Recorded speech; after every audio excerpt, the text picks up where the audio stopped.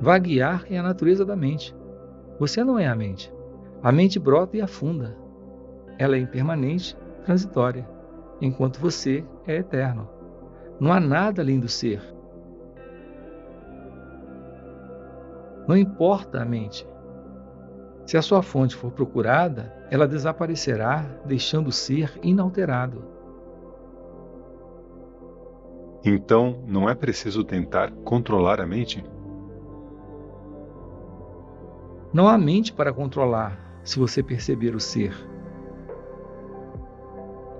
A mente desaparecendo, o ser brilha. No homem realizado, a mente pode ser ativa ou inativa. Só o ser resta para ele. Pois a mente, o corpo e o mundo não estão separados do ser. Eles aparecem e desaparecem no ser. Eles não ficam separados do ser.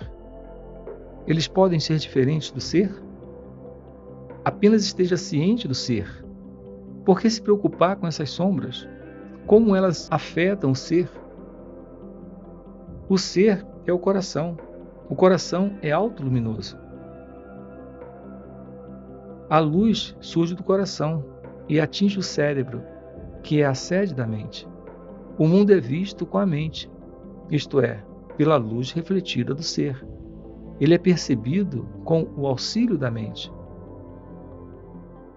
Quando a mente é iluminada, ela está ciente do mundo. Quando não é assim iluminada, ela não está ciente do mundo. Se a mente é voltada para a fonte da luz, o conhecimento objetivo cessa e o ser sozinho brilha como o coração.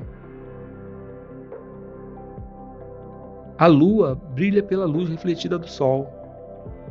Quando o sol se põe, a lua é útil para revelar objetos. Quando o sol nasce, ninguém precisa da lua, embora o disco pálido da lua seja visto no céu. Assim é com a mente e o coração. A mente é útil por causa de sua luz refletida. Ela é usada para ver objetos. Quando é dirigida para dentro, a fonte da iluminação brilha por si só, e a mente permanece ofuscada e inútil como a lua de dia.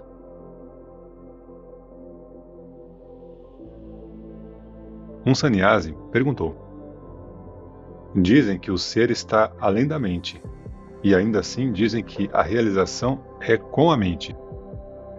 Como resolver essa contradição? O ser é realizado com a mente morta, isto é, a mente desprovida de pensamentos e voltada para dentro. Então, a mente vê a sua própria fonte e torna-se aquilo. Não é como o sujeito percebendo um objeto.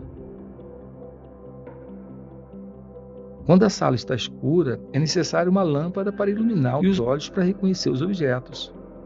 Mas quando o sol nasce, não há necessidade de nenhuma lâmpada, e os objetos são vistos. E para ver o sol, nenhuma lâmpada é necessária. É suficiente que você dirija seus olhos para o sol autoluminoso. Da mesma forma, com a mente. Para ver os objetos, a luz refletida da mente é necessária. Para ver o coração, é suficiente que a mente seja voltada em direção a ele. Então, a mente se perde e o coração resplandece.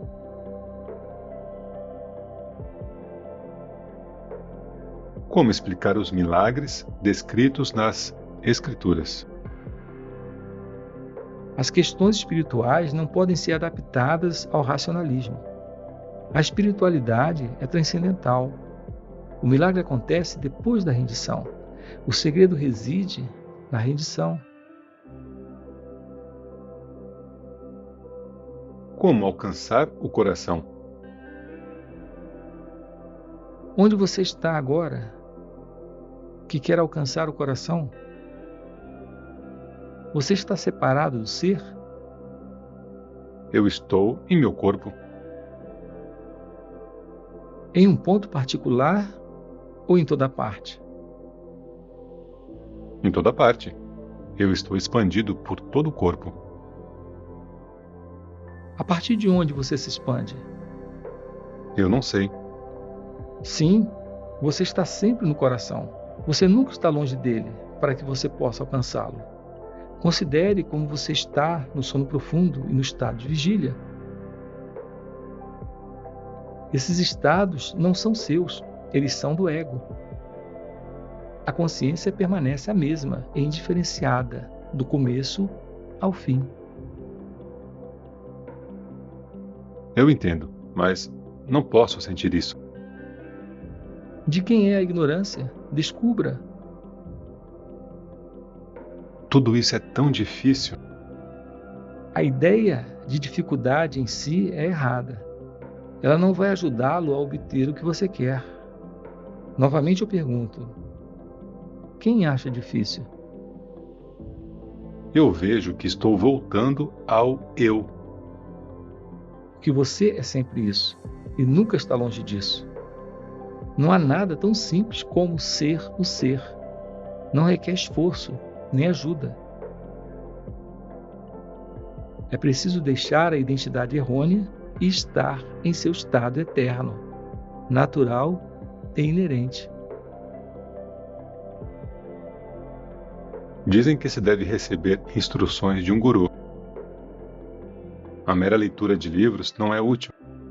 Eu li muitos livros, mas não há ajuda prática derivada dessa aprendizagem.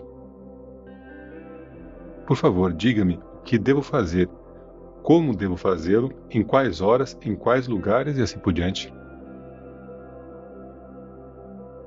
O mestre permaneceu em silêncio. Seu silêncio parecia dizer: aqui e agora, esteja em paz e tranquilo. Isso é tudo. Mas o questionador não interpretou dessa maneira. Ele queria algo concreto. No dia seguinte, Sri Bhagavan disse: Essas pessoas querem alguma prática de repetição de mantra, de concentração, yoga ou algo parecido. Se elas não dizem o que fizeram até agora, o que mais pode ser dito a elas? Além disso, por que realizar práticas espirituais? Quem é o praticante? Quem obtém os frutos? Elas não podem olhar para o ser?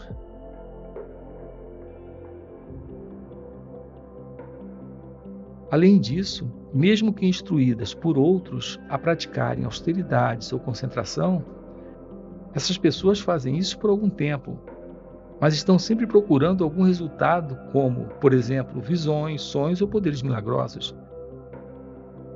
Se não os encontram, elas dizem que não estão progredindo, ou que a prática não é eficaz. Visões, sonhos e poderes não são sinais de progresso. A mera realização da austeridade é seu progresso também. Firmeza é o que é necessário. Além disso, elas devem confiar no mantra ou em Deus e esperar por sua graça. Elas não fazem isso. O mantra, mesmo que proferido uma vez, tem o seu próprio efeito bom, esteja o indivíduo ciente disso ou não. Um oficial do Conselho Ferroviário veio da cidade de Delhi. Há 5 anos ele se dedicava ao estudo da literatura devocional. Ele é um devoto de Sri Krishna. Ele podia sentir Krishna em tudo que ele via. Ele já leu cerca de 700 livros de filosofia e Vedanta e também estudou as obras de Sri Bhagavan. Uma vez, quando ele estava nas mandíbulas da morte, o único pensamento que o assombrava era que ele ainda não tinha visitado Sri Bhagavan em sua vida. Ele rezou pelo toque de Sri Bhagavan e por sua graça. Um mestre lhe disse: Eu sou o ser. Ser é o guru. E ser é a graça também. Ninguém fica sem o ser. Ele está sempre em contato. Não é necessário um toque externo. Eu entendo. Eu não quero dizer o toque externo. Nada é mais íntimo do que o ser. Sri Krishna apareceu para mim 3 meses atrás e disse: é apenas o ser em todos e todos no ser. Isso contém toda a verdade. Mesmo isso é indireto. De fato, não há nada além do ser. O mundo é apenas uma projeção da mente. A mente se origina do ser.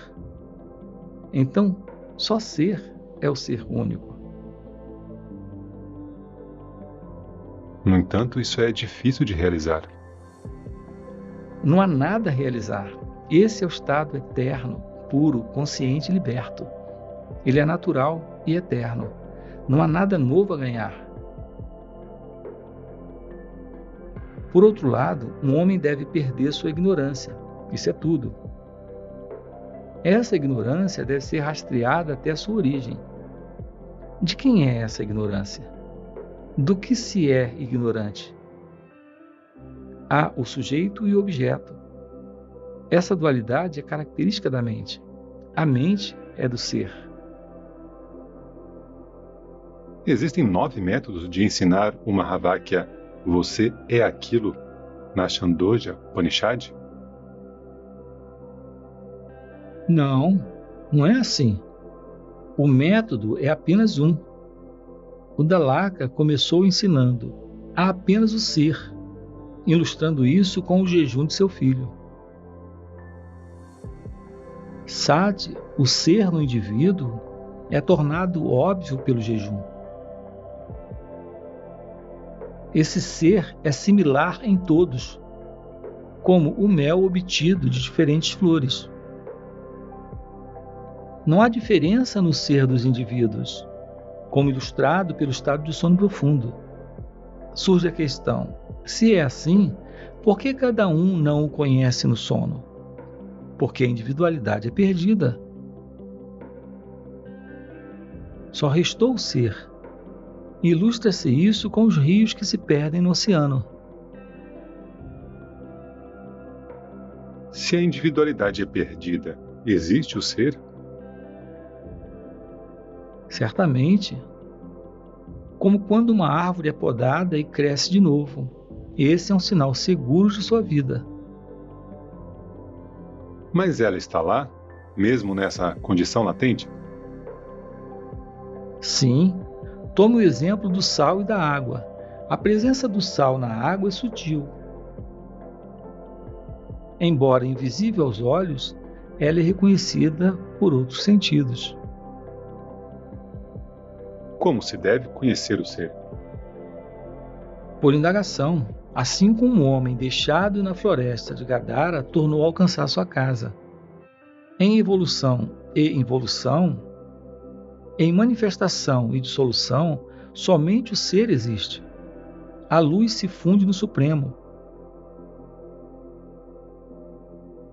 Um homem sincero é ferido pelo toque do teste de fogo. Sua insinceridade é revelada pelo fogo. A sinceridade é autoevidente. Um homem verdadeiro ou autorrealizado permanece feliz, sem ser afetado pelas falsas aparências. Isto é, o mundo, o nascimento e a morte. Enquanto o homem falso ou ignorante é miserável.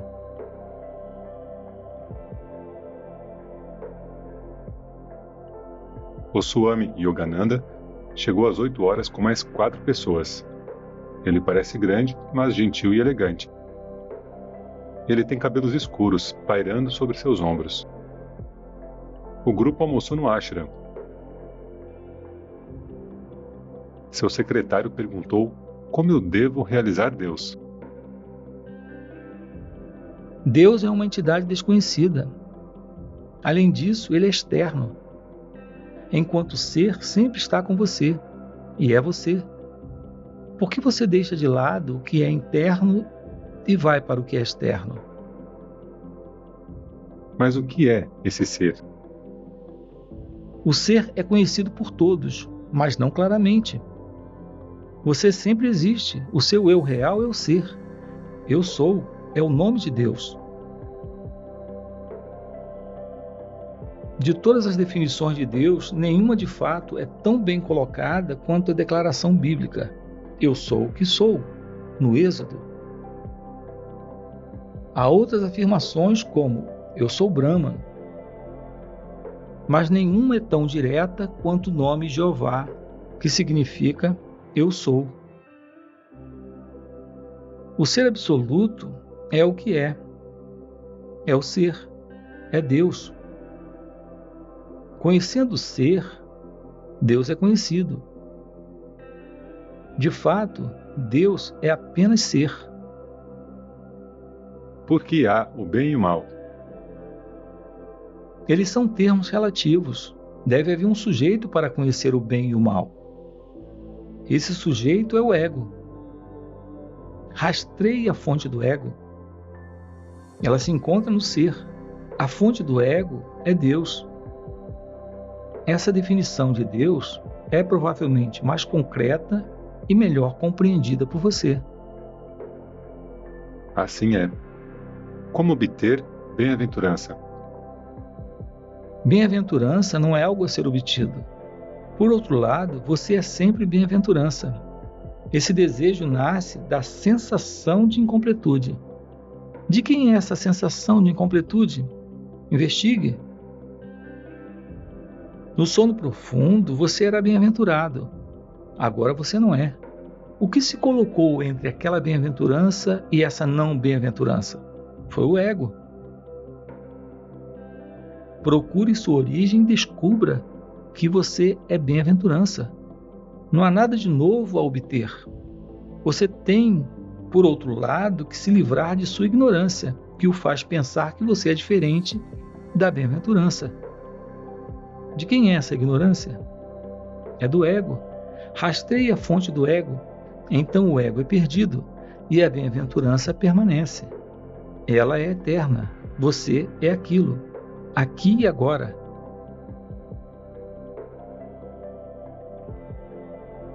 Essa é a chave mestra para esclarecer todas as dúvidas. As dúvidas surgem na mente. A mente nasce do ego. O ego surge do ser. Procure a fonte do ego e o ser será revelado. Só aquilo resta. O universo é só o ser expandido. Ele não é diferente do ser. Qual é o melhor modo de vida? Isso difere conforme se é um iluminado ou não iluminado. Um inane ou iluminado não acha nada diferente ou separado do ser. Todos estão no ser. É errado imaginar que existe um mundo, que existe um corpo nele e que você reside no corpo. Se a verdade for conhecida, será verificado que o universo e o que está além dele estão apenas no ser. A perspectiva difere de acordo com a visão da pessoa. A visão está nos olhos. Os olhos devem estar localizados em algum lugar. Se você está vendo com os olhos grosseiros, você acha os outros grosseiros. Se com olhos sutis, ou seja, a mente, os outros parecem sutis. Se o olho se torna o ser, o olho é infinito, pois o ser é infinito. Não há nada mais para ver diferente do ser. Ele agradeceu ao Maharishi. Foi-lhe dito que a melhor maneira de agradecer é permanecer sempre como o ser. Mais tarde, o yogi perguntou: como a elevação espiritual das pessoas deve ser efetuada? Quais instruções devem ser dadas a elas? Elas diferem de acordo com os temperamentos dos indivíduos e de acordo com o amadurecimento espiritual de suas mentes. Não pode haver nenhuma instrução em massa. Por que Deus permite o sofrimento no mundo? Ele não deveria, com sua onipotência, acabar com isso de um só golpe e ordenar a realização universal de Deus? O sofrimento é o caminho para a realização de Deus. Deus não deveria ordenar de forma diferente? Esse é o caminho. O yoga e a religião são antídotos para o sofrimento? Eles o ajudam a superar o sofrimento. Por que deve haver sofrimento? Quem sofre? O que é o sofrimento? Nenhuma resposta. Finalmente, o yogi se levantou e rogou pelas bênçãos de Sri Bhagavan para a sua própria obra e expressou grande pesar por seu retorno apressado. Ele pareceu muito sincero, devotado e até emocional.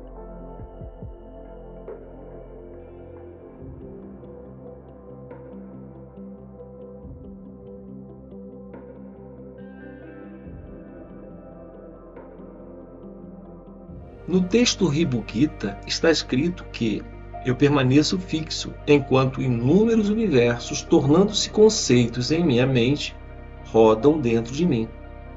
Essa meditação é o circuito mais elevado. Por que a mente não pode ser voltada para